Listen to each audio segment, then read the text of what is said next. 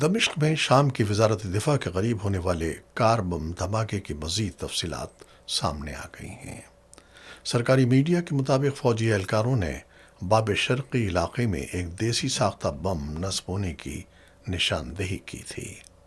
جب bomb disposal team اسے ناکارہ بنانے کے لیے موقع پر پہنچی تو قریب ہی کھڑی ایک گاڑی میں زوردار دھماکہ ہو گیا۔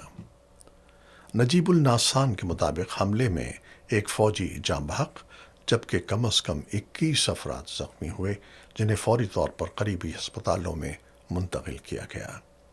سوشل میڈیا پر وائرل ویڈیوز میں جائے وقوع سے دھوئیں کے بادل اٹھتے اور فائر فائٹرز کو آگ بجھانے کی کوشش کرتے دیکھا جا سکتا ہے۔